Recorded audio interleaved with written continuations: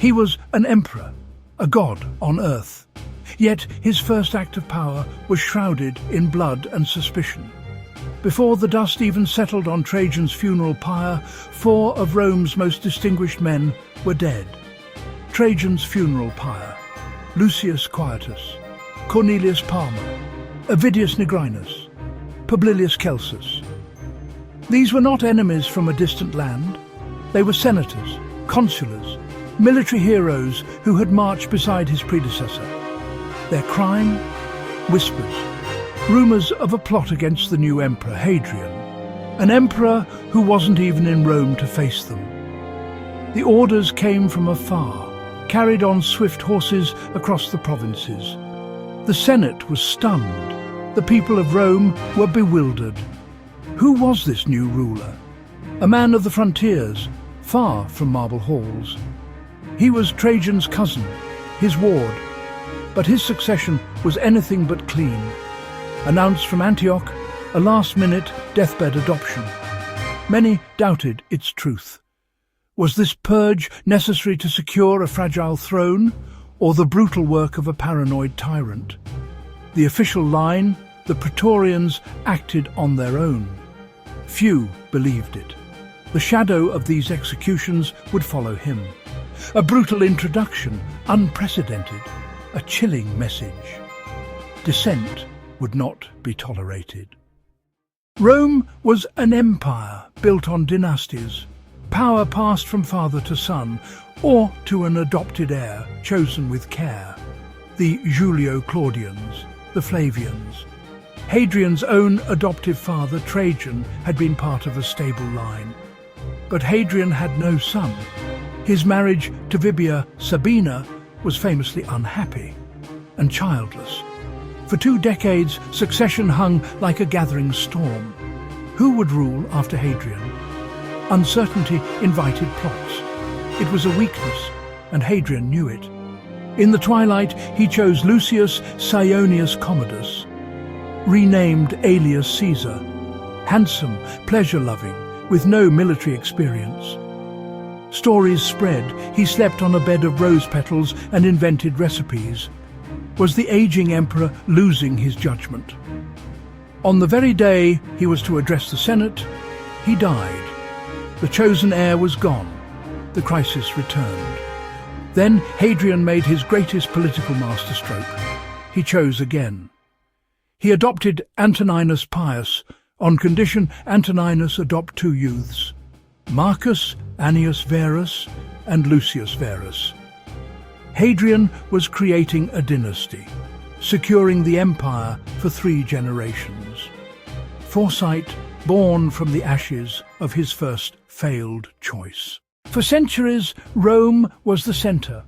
Emperors ruled from the Palatine. Orders radiated outwards. But Hadrian was different, restless, an emperor in constant motion. For more than half his reign, Rome did not have its emperor. He was gone. He was travelling, not on swift campaigns, but on grand tours. Britannia to Egypt, Greece to Dacia. He wanted to see it all. To many, it felt like abdication. But the capital moved with him. Administrators, architects, soldiers. A command from a tent in Britannia was as valid as one from the palace. These journeys were massive undertakings. He inspected troops, tightened discipline, commissioned great works. He met governors, listened to petitions, founded cities. A micromanager on an imperial scale. He solidified borders, reformed laws, and bound the empire by identity as much as by legions. His movement kept everyone on their toes. Plots struggled when the emperor could appear anywhere. The ultimate inspector general. While senators grumbled, the empire was strengthened. He proved the empire was more than a city, a vast interconnected world, and he was its master. Rome was a machine of conquest, 800 years of expansion. Trajan pushed to the limit. When Hadrian took power, more victories were expected, but Hadrian stopped. his first major decision, a retreat, abandoning Armenia and Mesopotamia. To the old guard, heresy. An insult to Trajan. Why give up land? He signaled a shift. Expansion was over, consolidation began. In the north, instead of pushing into Caledonia, he ordered a wall, a massive barrier, 73 miles. Forts, mile castles, turrets. A frontier, a customs line, a symbol of resolve. He repeated the strategy in Germania and North Africa, hardening the shell. He avoided costly conquests that drained the treasury and lives. He chose a stable, secure, prosperous empire within borders. An accountant, a pragmatist. Controversial, unpopular, enforced for his entire reign. He chose stability over glory.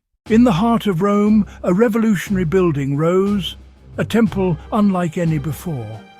A classical portico with massive granite columns, beyond it a space that defied imagination. A vast circular hall, a concrete dome open to the heavens, rebuilt by Hadrian, officially to all the gods. But many saw a monument to one man. Architecture as power and cosmic order. A celestial clock with the emperor as focal point. A breathtaking feat of engineering.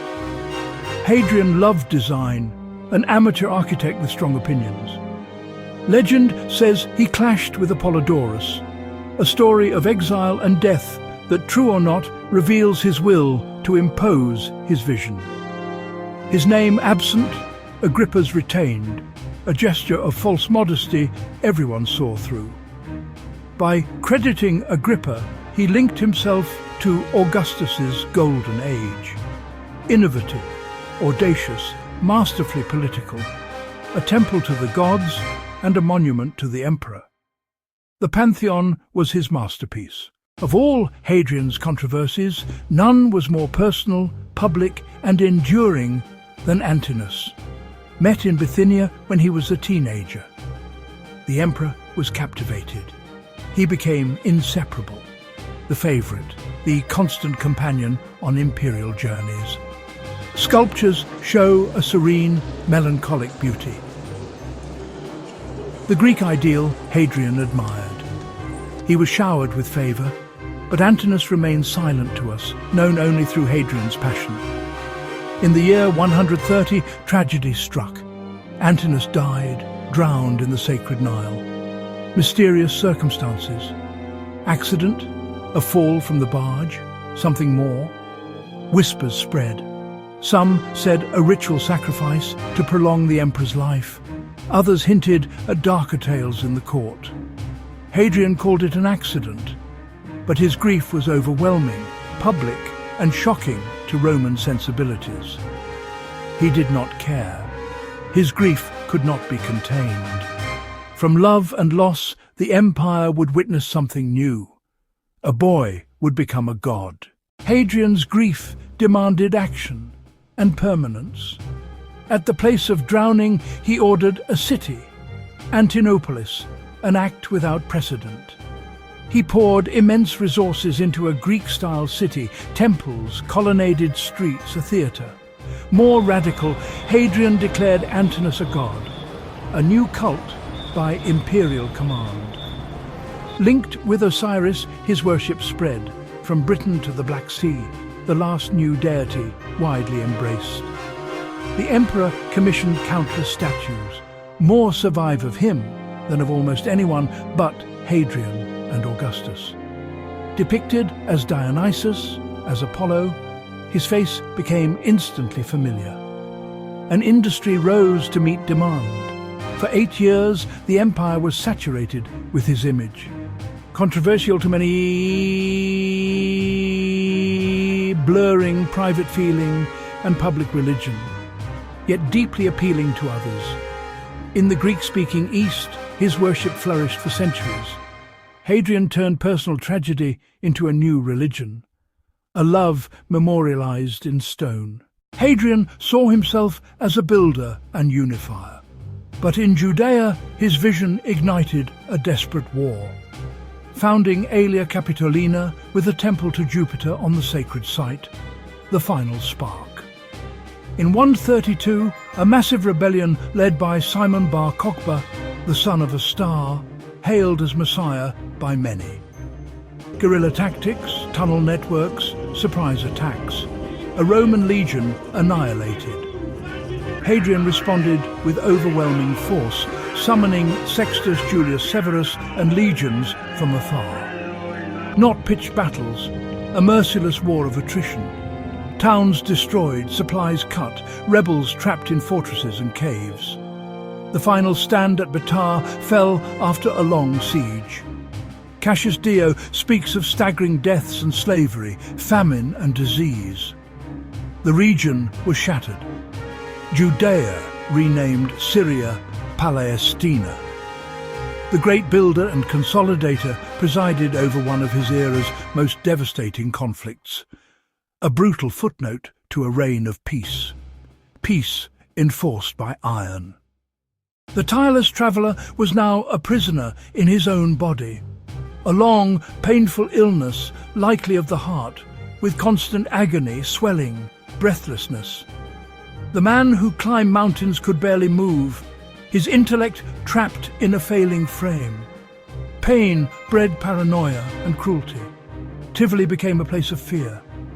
He had begun with executions, he ended with them, ordering the deaths of Servianus and the boy Fuscus.